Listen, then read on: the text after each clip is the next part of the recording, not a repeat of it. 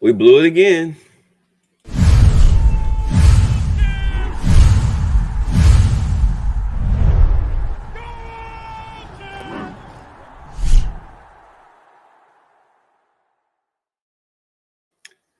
So,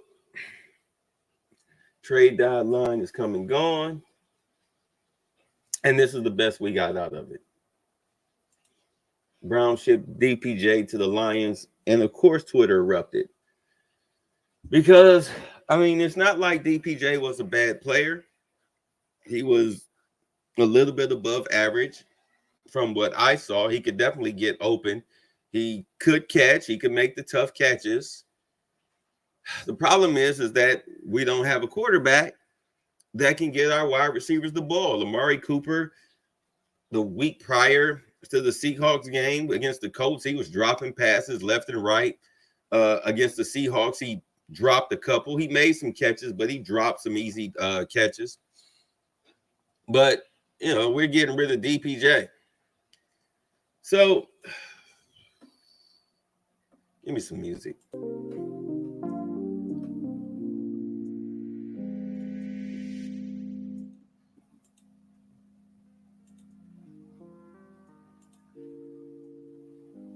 So here we go. The Cleveland Browns got 100% return on investment out of wide receiver Donovan Peoples-Jones, although I wouldn't say so. Drafting the wide receiver out of Michigan in the 6th round of the 2020 NFL Draft. The Browns have now traded a DPJ to the Detroit Lions for a 2025 6th round pick. Never mind that he was your second starting receiver. He was your number 2. Peoples-Jones only has half of a season left on his contract, which is why they traded him, let's be honest, because with the salary cap, they probably aren't going to be able to afford him, thanks to Deshaun Watson being an absolute bust so far. And the Browns show no interest in extending him. They actually drafted his replacement this April instead in Cedric Tillman. You ask me, Tillman is Amari Cooper's replacement, but what do I know? On the season, DPJ has once again struggled to gain any separation and has amounted to just 98 yards on 8 catches in 23. Again, no quarterback. This has opened up space for both David Bell and Tillman to see the field in Cleveland. As always, Browns fans can be trusted to be reasonable and level-headed when they take their thoughts and emotions to Twitter, right? Well, not exactly. Here's how Browns Twitter reacted to the trade of DPJ to the Lions. The Browns traded DPJ in the 6th round, got 3.5 years out of him, and got 100% return value for him. That's what Corey said. When you really should have traded, you should have at least traded him for a 5th, at the highest a 4th. Happy trails to DPJ, to the good times. I guess this was a big return against Houston. Yeah. And we're going to miss him. Just so you know, DPJ, we will miss you. We'll miss you. I will always remember this Donovan Peoples-Jones walk-off touchdown against the Cincinnati Bengals. Do great things, DPJ. You got to watch Landry. Because he was beloved. He was a beloved player. But the Browns don't keep beloved players. That's why we don't have a quarterback. It's been truly strange to see Donovan Peoples-Jones go from 800 yards as a Brown last year to non-existent in the offense this year.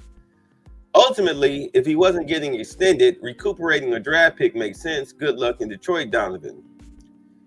DPJ is good in my opinion, just my opinion. Okay, Danny Kelly, nice redundancy.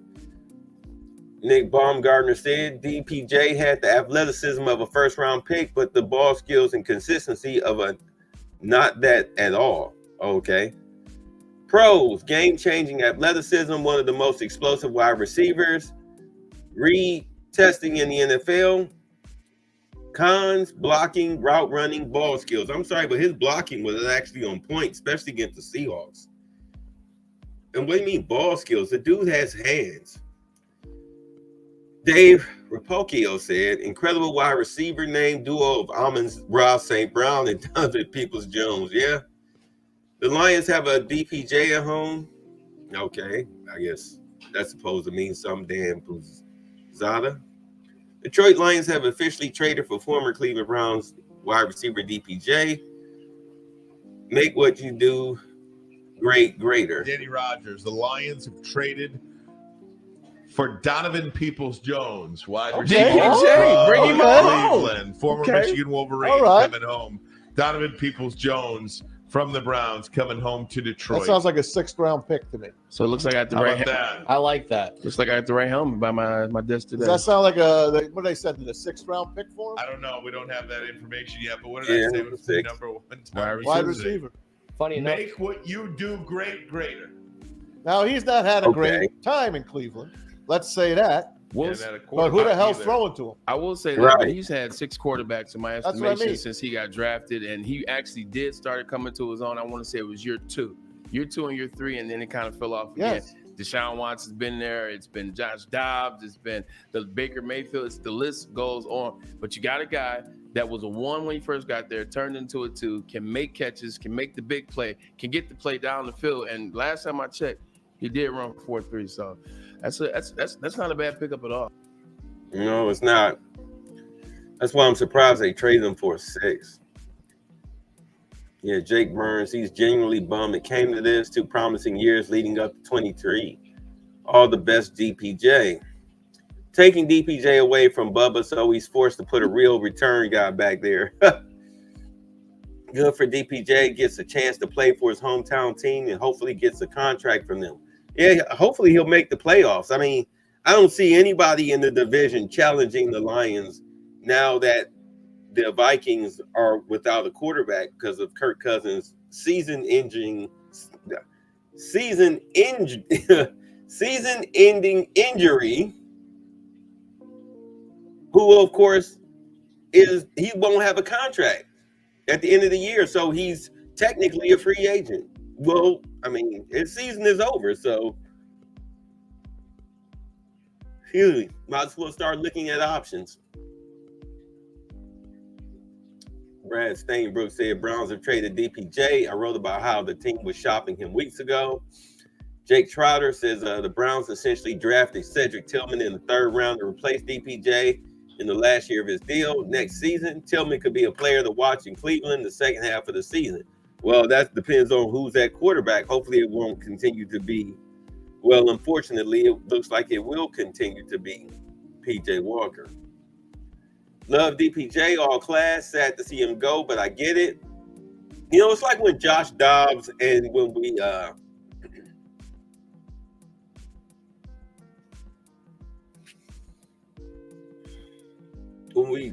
let go of Jacoby Brissett. It's like you're making a lot of bad moves. For some reason, it's starting to come off like Andrew Berry is outsmarting himself. Football Chop says DPJ was the 6th-round pick and had big moments with the Browns. Can't ask for much more than that. Wish him nothing but the best in Detroit. Jacob Roach, wishing DPJ nothing but the best in Detroit. Really enjoyed his time in Cleveland. I'm reading all of these because I respect DPJ as a player. Dog Pound DPJ in 23. 5.4 yards total EPA. 0.08 targets per route run. 0.41 yards per route run. 44% catch rate. All of these are in the bottom 15 of qualifying wide receivers. Cedric Tillman time. Well, again, when you have this guy throwing you the ball, what do you expect? I mean, he just cracked 200 yards, 248, I believe, Sunday. I always liked DPJ, but he was unfortunately the odd man out. And, excuse me, I'm tired. And the victim of the Browns quarterback instability. Cool, he gets to go home to Detroit and play in that offense. Got DPJ for a 6, got more production than anyone thought, and got a 6 back. What's the gift? Actually, it wasn't entirely unpleasant. Okay. I like the Michigan reunion with DPJ for the Lions, but I really think they should have been in on Young, man. Okay. Because, we'll get to that, the rest of the trades.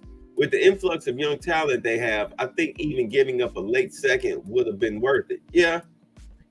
A lot of teams he could have helped, but they're the one that sticks out to me. All right. With DPJ gone, they need to play Cedric Tillman. Can't keep your third-round pick on the bench.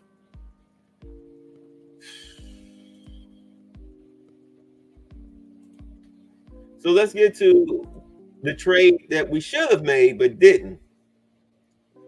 Browns chasing Jacoby Brissett from Commanders at NFL trade deadline. And before we get into this, I'm going to say right now, I was talking about Josh Dobbs, how we should have had Josh Dobbs. But we didn't get Josh Dobbs because at the time he was a starter. But the second they benched him, you should have been on the phone. I was talking to my homeboy last night about it. I said I would have woken up the Cardinals GM in the middle of the night, caught him on the downstroke with his wife. Like, hey, look, we'll give you back your pick for Josh Dobbs because we know that he can play. We've seen him play. He can win tough games. The Cardinals are just a mess. But we didn't do that. We went after Jacoby Brissett, who I think Josh Dobbs is a better player. Plus, he's cheaper. But what do I know? The NFL trade deadline is vastly approaching. I'm multitasking in my head. You'll have to excuse me. And general manager Andrew Berry is not sitting on his hands because it fooled the hell out of me. The Cleveland Browns have already been rumored to be in the market for a wide receiver. Don't know why. But now a report out of Washington has surfaced as well, according to NBC Sports' J.P. Finley. The Browns are chasing quarterback Jacoby Brissett from the Washington Commanders as the deadline nears. Brissett, of course, posted career highs in Cleveland last year as he filled in for the suspended Deshaun Watson. Didn't he play a whole year with the Colts? When they went 2-14? Are you kidding me? And last year was a career year? The Browns went 4-7 with Brissett under center, but did so while being supported by the NFL's worst defense, and that's man. Now we had the NFL's best defense, or one of the best. I think we may have slipped against the Seahawks there, but currently starting PJ Walker with no return of Watson on the table at this point, the Browns are desperate for an upgraded quarterback. Given Brissett's familiarity with the team and head coach Kevin Stefanski, this would fit like a glove.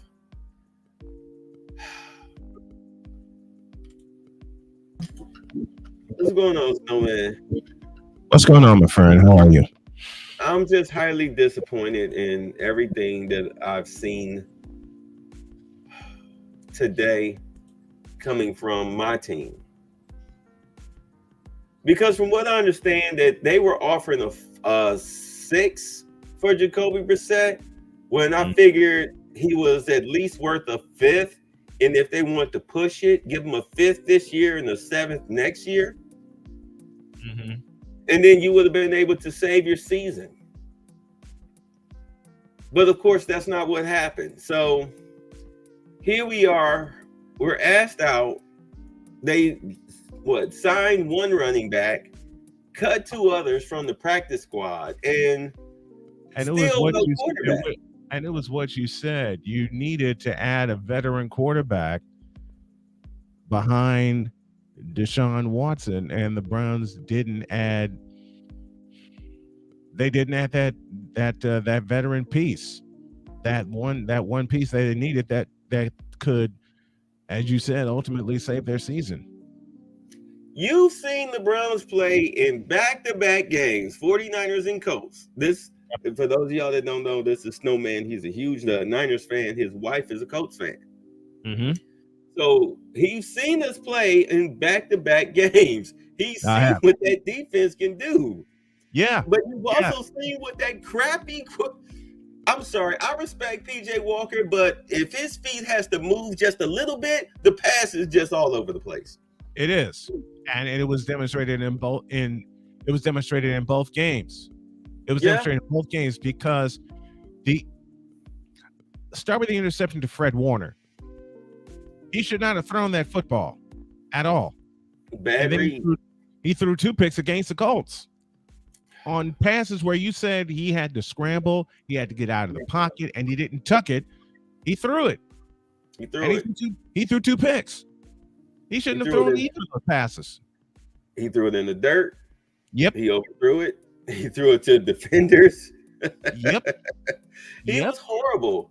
So I'm trying to figure out, and I was talking to Lewis about this last night. Right. Shout out to Lewis Conyer.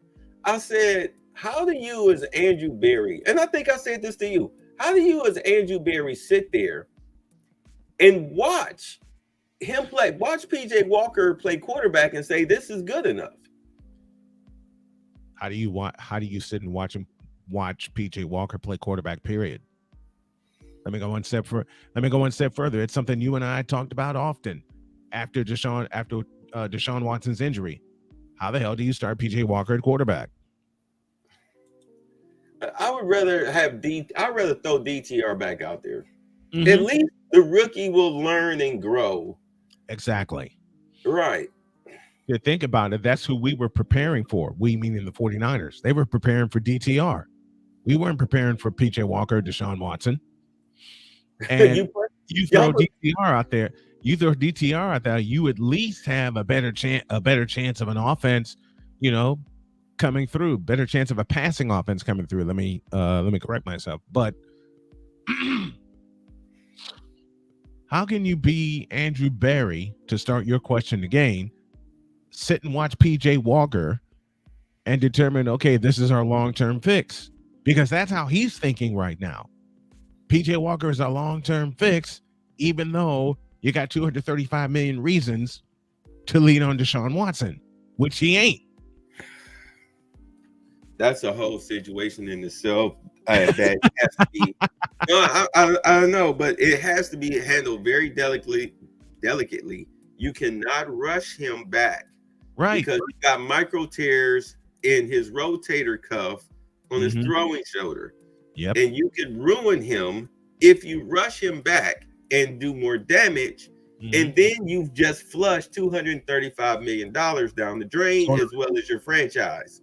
Yep. Because you guaranteed that entire contract. You can't back out of it. You guaranteed all that money. And he ain't giving back a penny. Would you blame him? No, but if I was him, I would, though, because, dude, if you're not playing, you need to cough up some money. There needs to be deals in place where if you're not playing, you got to cough up some money. Yeah, but that requires a vote on both sides, owners and players, and already know how the players operate. We've talked about that before. Yeah. You already know how the players operate. They're not coughing that back up. That's just not gonna happen. So here we are. This is The Athletic. NFL trade day. I need to stop multitasking. I'm disgruntled. I'm disheartened. I feel disoriented by everything. I totally listen, babe. I understand completely where you're coming from. I do. I've had to listen. There are so many times I've multitasked on air. You've been on the morning show with me. You've been in the comment section on the morning show.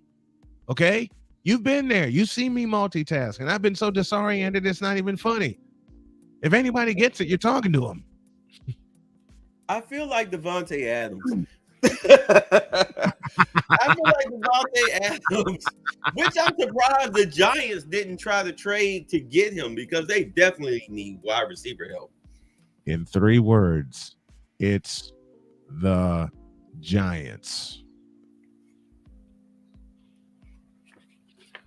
Man, if only Bill Parcells was still there.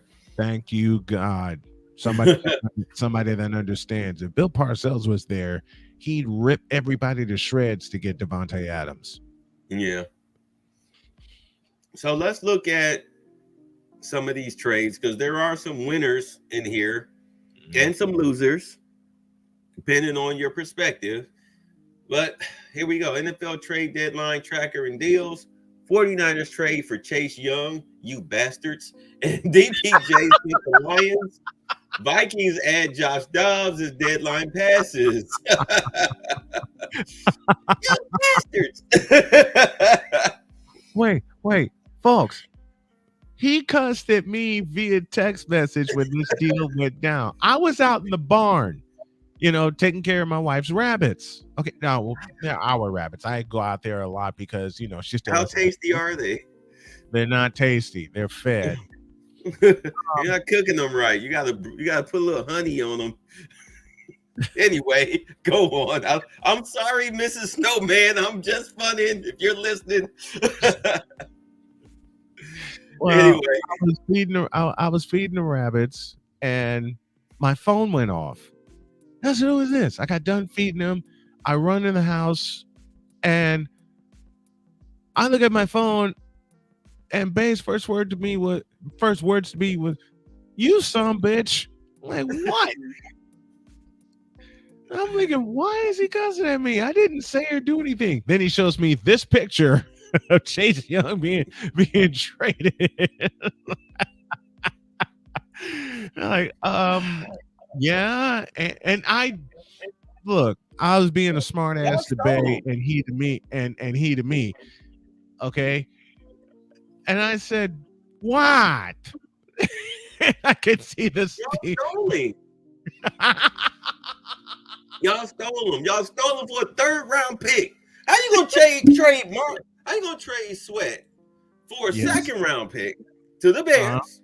And we're gonna talk about that because But then you're gonna trade one of your other best pass rusher for a 3rd. And do you know the beauty of that for the 49ers? If they don't sign him at the end of the year, they get a 3rd round pick back, and they get a compensatory pick. And a compensatory 3rd round pick. That's highway robbery.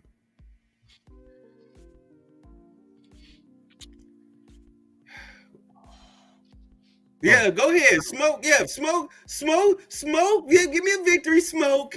You've earned it. This is my back scratcher that my wife gave me. For those of y'all wondering, I do not smoke at all. But matter of fact, you know what? Hold on a minute. No, I can't do it. I was gonna go get the last of the Truly that my daughter left here, but I have to drive in a little while to take my daughter to work. So you don't want to risk that. I'll use this instead. Kudos, John Lynch. Let's get to your team. Hey, you know the crazy part? I don't think they're done. Who are the Niners? Or the Redskins? I'm sorry, the Commanders. No, you said it right the first time. You said it right the first time. The Redskins. That's weighty. I'm a sports fan. Listen, I'm a sports fan. It's for me, growing up, it was the Washington Redskins and it's the Washington Bullets. Now, what are the Washington Wizards and the Washington Commanders? And they're talking about changing the name again. Yeah, back to the Redskins. So, Randy Mueller, let's do his scouting report, and then I'll let you talk about your beloved Niners that I adopted when we had no team. Yeah. And what a rich history the Niners have. I remember you telling me that on the game that we did together. Right. So, why Chase Young fits so well with the 49ers? By Randy Mueller. The San Francisco 49ers addressed their lagging pass rush by adding 24-year-old, soon-to-be free agent defensive end Chase Young from the Commanders. He's only 24. Mueller. The fact that San Francisco... Mueller. Good. You got to be kidding me. He's only 24. 24. The fact that San Francisco... he is 24. We got $40+ million in cap space. You do the math, folks. You do the math. and we don't lose anything. If you you gain. Yeah. Even at the end of the season, you gain. I'm sorry. Go ahead. We gain either way. Because we got the most cap space available. Damn what the Bears are saying, because they don't know how to use cap space or value it. And we'll talk about that in a moment. Yeah. because we got the most cap space available. There are holes to be fixed on this 49er team. They've lost three in a row, but the good news is there's still 9 games left in the season. They're in an off week and they can get healthy. And on top of that, as Bay just mentioned, if Chase Young walks, we get not only 1 pick in the 3rd round, we get 2 of them. 2 third round picks because one of them's compensatory. So either way, if we wind up in Vegas in February and Chase Young says thanks for everything and walks away with the Super Bowl ring, we get 2 picks. I think y'all gonna sign him. I think y'all gonna re-sign him. I know we're gonna re-sign him. If he plays well, he'll be back. I'm sorry, go ahead. If he plays well, we'll re-sign him, and then the following year we're gonna rebook Christian McCaffrey. Because we'll still have more cap space next year with the pick that we traded. So either way, not only do we sign Chase Young, we have a 3rd round pick in our stable anyway. So what the hell's the loss? We don't lose anything. Y'all look. Number one, we already know that Christian McCaffrey isn't going anywhere. He's having one of the best seasons of his career. Yep. He's only been injured once because we hit like monsters in Cleveland. So, but outside of that, I mean, he's breaking touchdown scoring records and everything. Most consecutive games with a touchdown. Yep. He's not being overworked. The offense doesn't rely on him. And that's the key thing. The offense does not rely. Unlike Carolina, the offense doesn't rely on Christian McCaffrey. There are too many playmakers in San Francisco anyway. What do they call that? They call that an embarrassment of riches.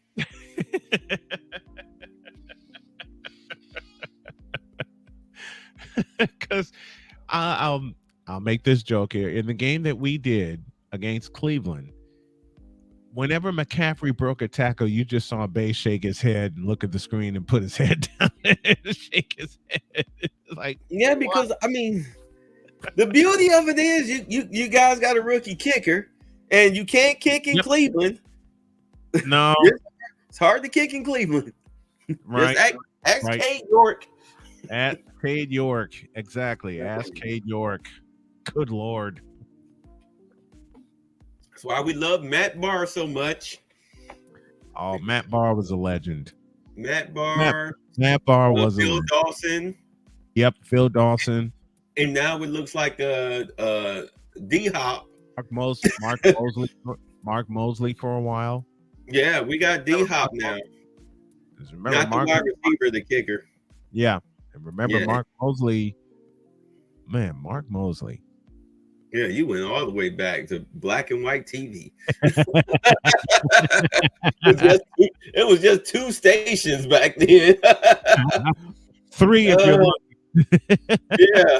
you got the rabbit ears. 3 if you got the rabbit ears and you got to position them the right way. Sally, stand over there with the aluminum foil. You're screwing up the signal. And that's when you invested in a lot of aluminum foil. You got the 1 pack that you use for cooking, but then you got 4 extra packs in the drawer that you use just for the television. Right. Good Lord. So, okay, let me get through this scouting report. Mm-hmm. San Francisco 49ers addressed their lagging pass rush by adding 24-year-old, soon-to-be free agent defensive end Chase Young from the Commanders. The fact that San Francisco was able to do it for a 3rd round pick stands out as the best deal of the 3 defensive linemen who have changed teams in the last 24 hours. Young is blessed with size, quickness, and natural pass rush. That was not to you. That was to the situation. Lean that is really hard to find at the NFL level. That's why I'm laughing. Because you said earlier we stole Chase Young. Stole him. All he is lacking is consistent good health and a team that plays from ahead to maximize this skill set. Mm-hmm. Now his former teammate Montez Sweat might be more consistent, especially versus the run. But Young has the bigger upside and the sudden get off and upfield burst to rush the passer at his young age, making a steal at 24. This point in the season. It's only 24. Yeah. Plus, that bookend spot opposite Nick Bosa means he's likely to see very few double teams. And I'd be shocked if he doesn't find a way to a dozen or more sacks by season's end. He has 5 already. Now, when I text you, when we were going back and forth, what did I say about Nick Bosa? That he's done. Yeah, he's not producing. He's just a name. He's just a name. When's the last time he made an impactful play? I want to say this week. No, take it back. No. Yeah, take it back. Take that back. Because the last impactful play he made was in Minnesota. And what'd he do? Sacked Kirk Cousins and took him out of field goal range, and that was in the fourth quarter. They neutralized Nick Bosa on Sunday. Yeah. It's not hard if you've been noticing. Mm-hmm. I have. He only had 1 sack against us, and that's because our rookie right tackle missed his blocking assignment. Mm-hmm. All right. So Nick Bosa's been awfully quiet. I think his age has caught up to him, just like it caught up to J.J. Watt. It won't catch up to Bosa. They got a week off to heat.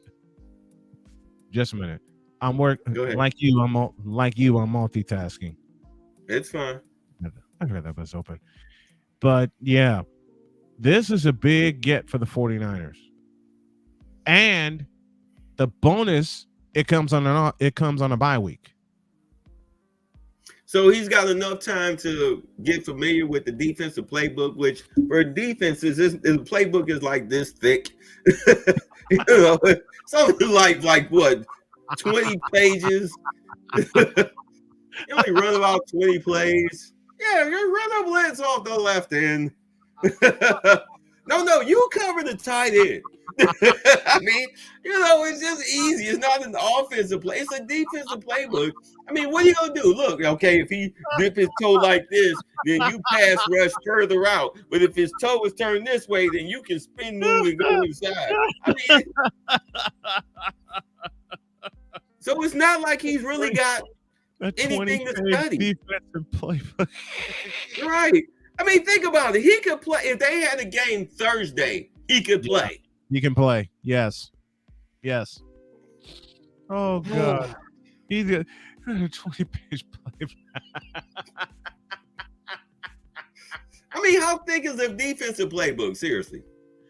It's true. It's true because I've seen the defensive playbook. And it's not that thick. Cover 3, cover 2, man coverage, cover 1, 0 blitz, cover 6, cover 4, goal line defense. Yeah. 4-2-5. It's pretty simple. It's pretty simple. And the defensive captain, who's Fred Warner, would. I gotta go. My friend's pops died. Oh my God. Yeah. Okay. I'm sorry to hear that. I'm just getting this message. He hasn't told too many people about it, but oh my heavens. It happens, man. Life happens. All right, go ahead, Snow. I appreciate you coming up. I'll see you a couple days. Thank you. All right. Blessings to your friend. All right. So, yeah, they stole him. So let's get into the rest of this. How much of a risk are the Bears taking with Montez Sweat? Personally, I think a second-round pick was too high, but whatever. The Chicago Bears acquisition of Commanders defensive lineman Montez Sweat is a bit fuzzy for me. No kidding. A bottom 10 team in a rebuild giving a second-round pick for a player whose contract is expiring makes no sense unless the contract extension is on a napkin in somebody's back pocket.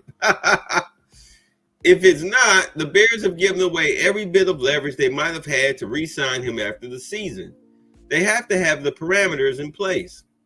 By the way, I may have made a deal or two on a napkin with an agent that later became official. Just saying. If Bears GM Ryan Poles made this deal without a safety net of an extension, my only response would be education is expensive. Yes, it is, because Montez Sweat has been in the league, 7 years?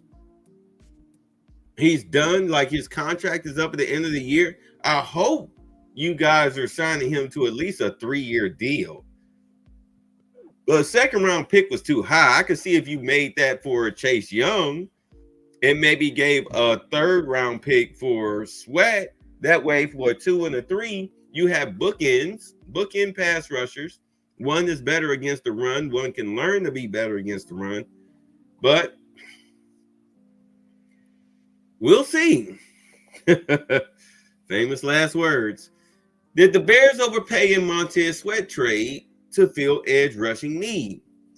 For the second year in a row, this is written by Kevin Fishbane and Adam Johns. Why did it take 2 people to write this? For the second year in a row, the Chicago Bears traded away a second-round pick for a player at a premium position. They surely hope this one will work out better. Fortunately, after the failure that was the Chase Claypool trade, it's a low bar. You guys, like idiots, you gave up a second-round pick for Chase Claypool? Are you on drugs? No wonder that team sucks. The Bears sent their 2024 second-round pick to the Washington Commanders for edge rusher Montez Sweat, an immediate upgrade to what has been an ineffective pass rush. A few hours later, the Commanders shipped Chase Young to the San Francisco 49ers for a third-round pick, another opportunity to compare the moves by the 2 front offices. Sweat, who turned 27 in September, has appeared in every game in 4 of his 5 NFL seasons, so he's durable.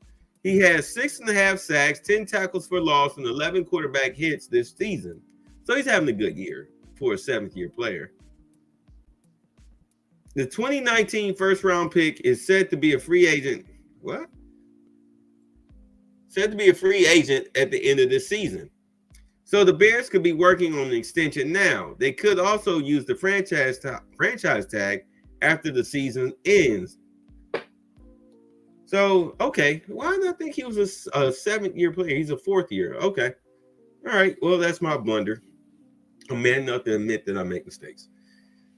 All right, so NFL trade deadline winners and losers. This year's NFL trade deadline wasn't as action-packed as last year, when 12 players were moved on the final day and 19 players overall changed teams.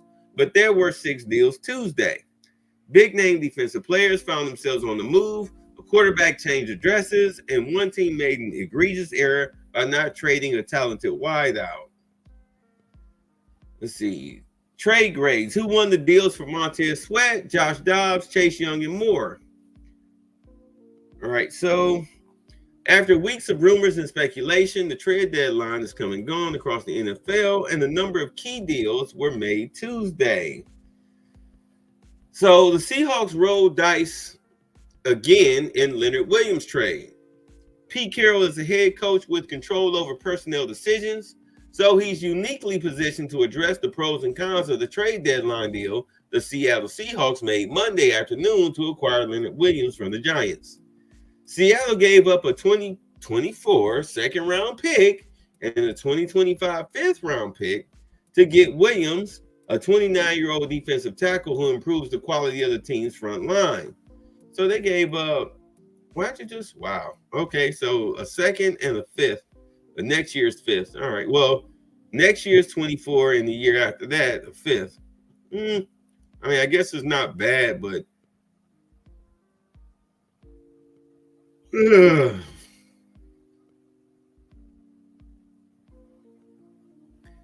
it's just ridiculous. Because I'm looking at teams make deals to seriously improve their team, and all we needed was a quarterback, and we couldn't even do that right.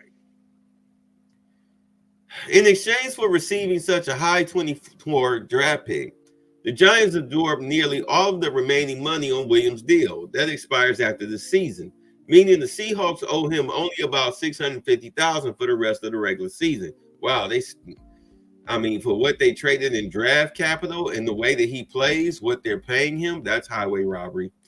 As the head man in charge of Seattle's weekly on-field product, Carroll loves the addition. Asked Wednesday what he likes about Williams, Carroll said, "Oh man, everything." Broncos opt not to sell at deadline following weekend upset over Chiefs. Sean Payton signaled 3 weeks ago that the Broncos were not going to be in the business of selling. Denver indeed stands pat as the trade deadline. Now we have an extra week to prepare before a big game in Buffalo, November 13th. All right, they're going through all the teams. So let's go here. Let's go with the grades.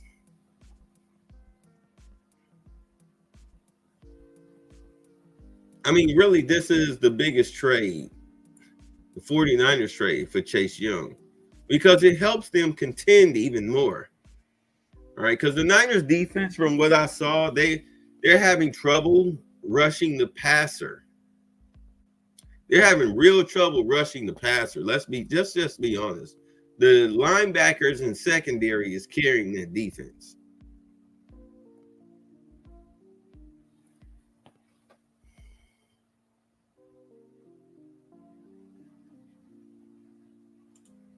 Oh, here comes they want their money. The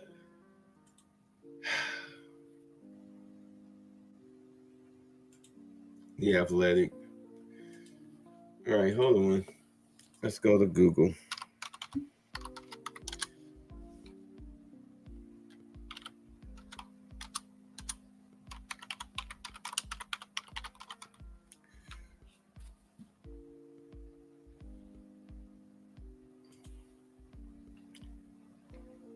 All right, let's go to CBS Sports.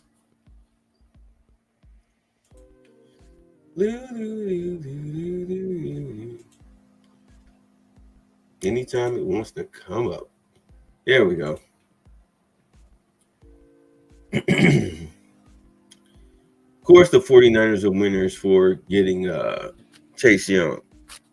So, losers, Bears GM Ryan Poles.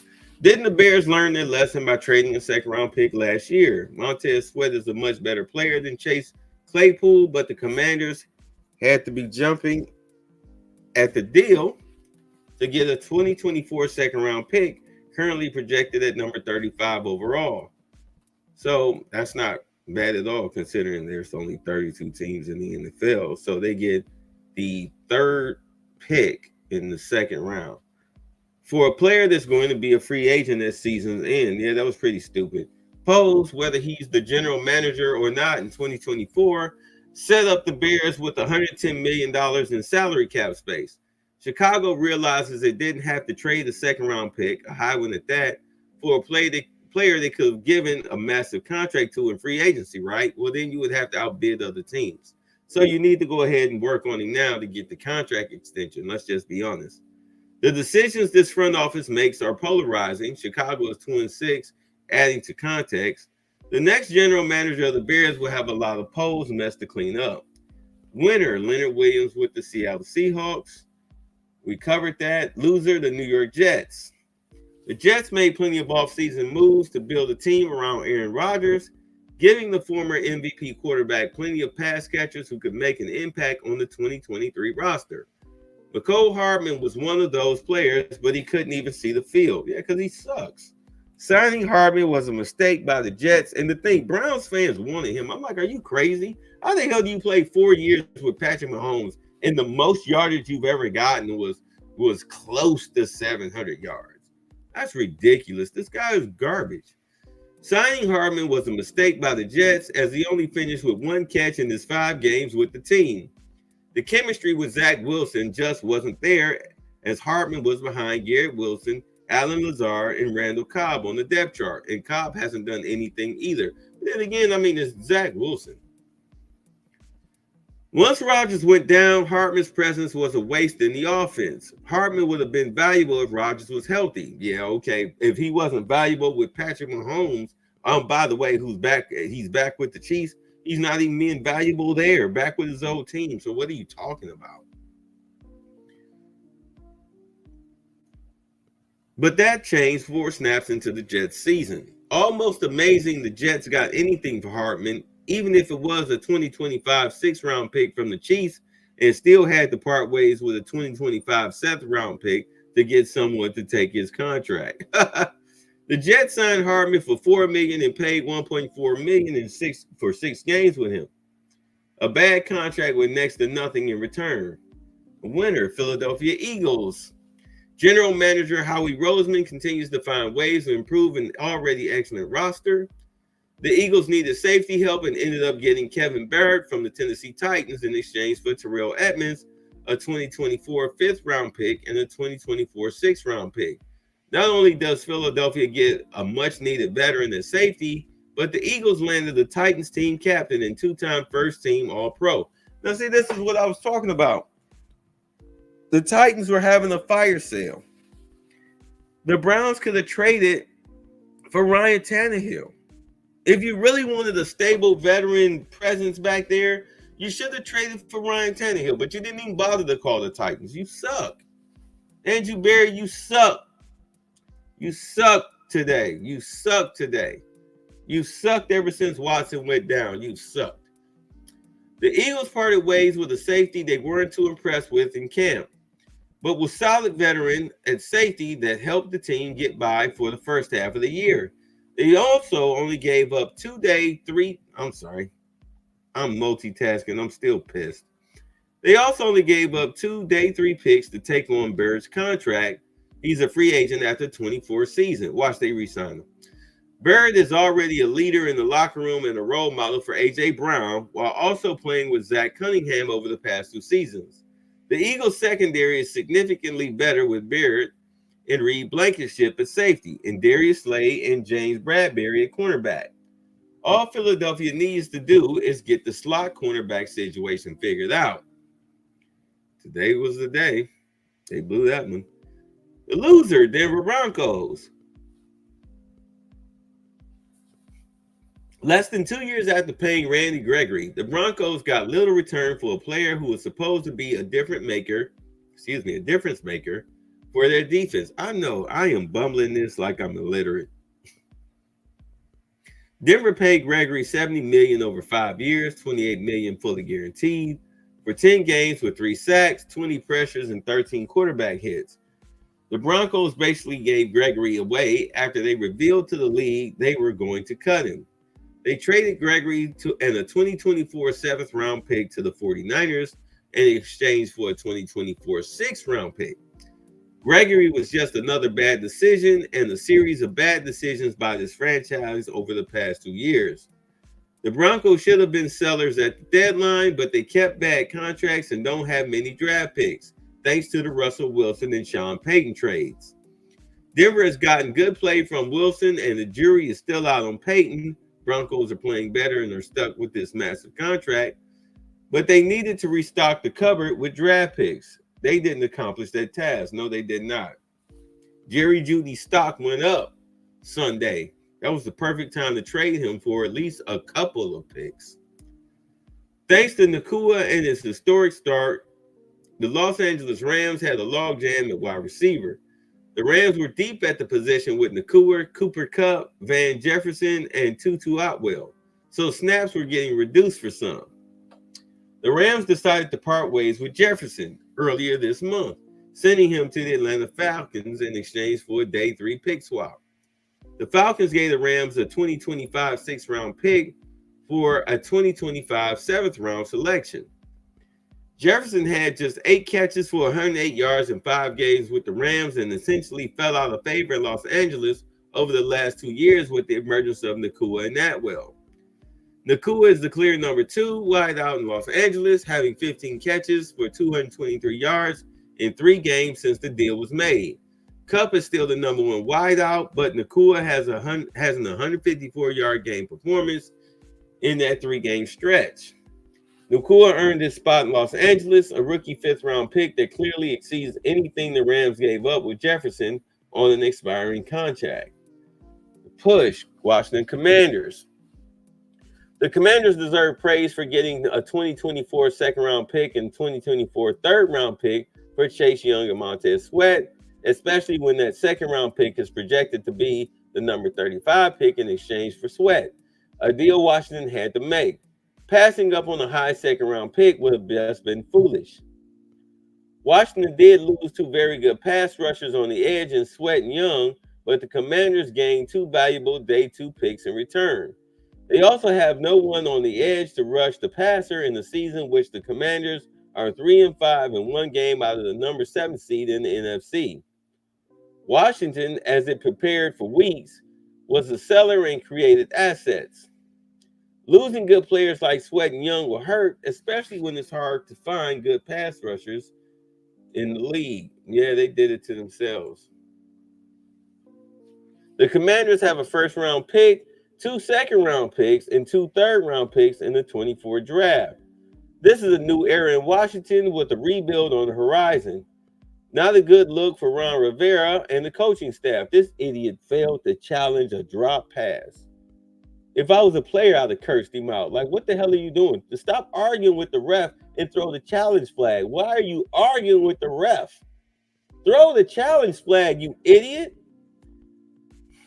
But the move had to be done as the Commanders didn't stack up with the Eagles and Cowboys. He's better off as a defensive coordinator. He is not a head coach. He's just not. Rivera, I'm sorry, man. You're not a good head coach. You're best calling defensive plays. Winner, Joshua Dobbs. And yeah, he did win. Dobbs may be heading to his 17th, but this is much better than the alternative as he had in Arizona. The Cardinals ended up benching Dobbs this week and turning to Clay Toon for this week before eventually going back to Kyler Murray.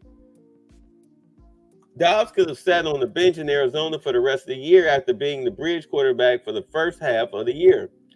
Now he gets an opportunity to start a quarterback for a better team in the Minnesota Vikings that has a shot at the playoffs. This kid, Josh Dobbs, has had a weird, especially the past 2 years, like last year and this year. First, he was with us. He was behind Jacoby Brissett, and then Deshaun Watson came back, so he was 3rd on the depth chart. And actually we cut him, or I think he was stolen off of our practice squad by the Titans, to which he showed that he could play. So then we brought him back, only to trade him to the Cardinals, and he wound up starting. And he was very scrappy. If Josh Dobbs was on the Browns right now with our defense and our skill position players, these stats would look a whole lot better because the Cardinals are a dumpster fire. But he did pretty good for the position that he was in. I wish we would have got him back.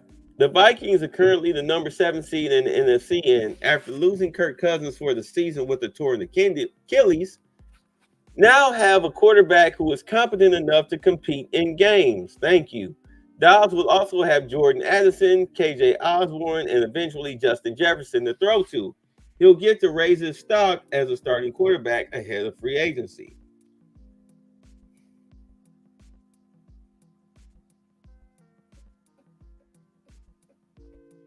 Those are your winners and losers. And I felt we could have done so much better, but we didn't. We just didn't. We blew it. We don't love ourselves. We're the same old Browns. What can I say? We're the same old Browns. We're the same old Browns. Y'all take care, man. I can't. I'm disgusted.